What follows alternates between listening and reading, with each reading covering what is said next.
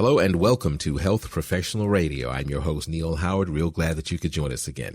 Going to be speaking with Dr. R.J. Tesi. He's CEO of INmune Bio, and they're a company that's focusing on Alzheimer's disease. He's going to talk about some very promising data from the Alzheimer's Association International Conference that was presented there, their conference 2020. Welcome to Health Professional Radio, Dr. R.J. Tesi.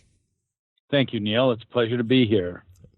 Give our listeners a bit of background about yourself, and then let's talk about the work that's being done there at INmune Bio to fight Alzheimer's disease. Yes, thank you, Neil. I was originally a transplant surgeon, a liver, kidney, pancreas transplant surgeon, and about halfway through my career, I decided to join biotech and have been involved in targeting immunology and inflammation for many, many years. And in fact, that's what we do at INmune Bio. We target inflammation, and the way we go after Alzheimer's disease is by targeting neuroinflammation. That's inflammation in the brain, which is probably one of the most important causes of Alzheimer's disease. Is your approach to this neuroinflammation different than anyone else that's looking into Alzheimer's? Yes, it is. Most of the listeners will know that for probably 20 years, the focus in trying to develop a solution for Alzheimer's disease is focused on amyloid, beta amyloid.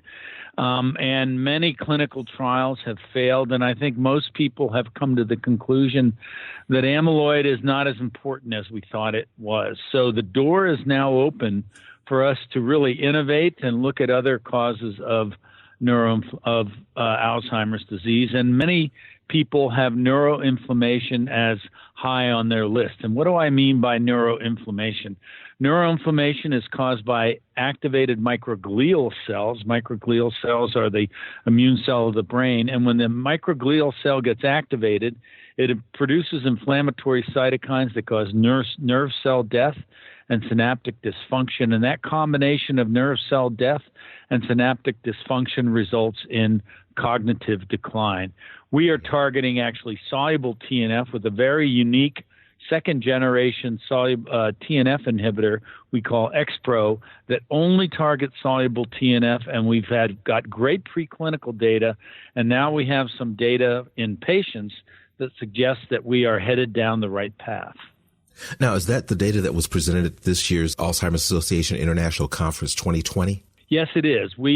In the phase 1 trial, which is actually being run in Australia, has been enrolling patients for a little while. Obviously, it slowed down a little bit during various parts of the pandemic there in Australia. But the fact is, as an open labels trial, we've been able to watch the results of the individual patients roll in. And what's unique about our trial is we're approaching Alzheimer's disease with the best practices that have been learned in oncology. That is to say, many, many, many drugs have been approved in oncology over the last decade compared to CNS indications, and that's because of the way they do drug development. They focus on biomarkers to select patients who have a disease that aligns with the mechanism of action of their drug. So in our case, we are targeting, the phase 1 trial is a neuroinflammation study in patients with Alzheimer's disease. So the primary goal is to decrease neuroinflammation. The phase 2 trial that will begin next year has a different goal. That is, once we determine that XPro 1595 decreases inflammation, we will then do a more longer, larger placebo-controlled trial of targeting or eliminating neuroinflammation in Alzheimer's disease patients for 6, 9, or 12 months and hopefully show that it has an impact on cognition. So we have a very different approach, not only in our target, but by the way we do our clinical trials. And I'm happy to talk about what the results are in the preliminary evaluation because they're quite groundbreaking. Are those results, do they differ based on the progression of the subject's disease? So thank you for asking that. Let me first tell you what we found. What we found was that XPro does decrease neuroinflammation in a part of the brain that is called the arcuate fasciculus. The arcuate fasciculus turns out to be a white matter tract that connects two parts of the brain which are critical for language, Broca's area and Wernicke's area. And it turns out that expert Alzheimer's clinicians now agree that the most sensitive clinical symptom of Alzheimer's disease is disruption of our ability to communicate, disruption of language.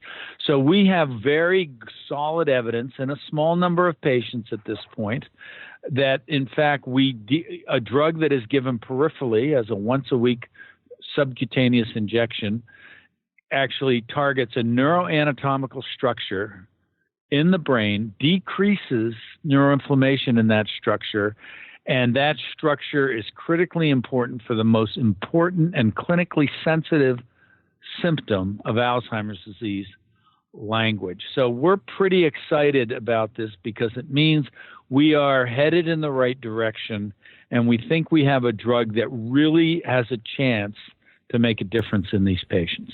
Were there men and women involved in this study? And I'm sure there were. What was the ratio? Yeah, I honestly don't know the ratio off the top of my head. As experts know, there are actually the rate of Alzheimer's is about equal in the sexes.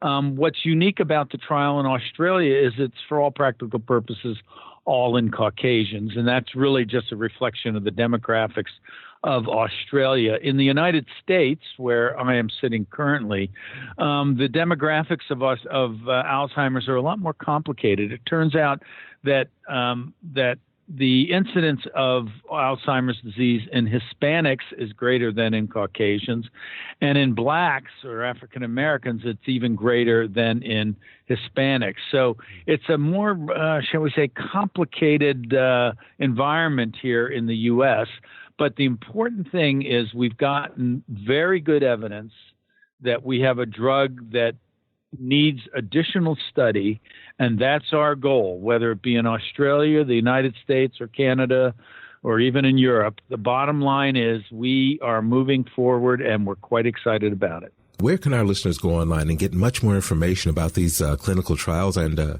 much more about the work that's being done there at INmune Bio?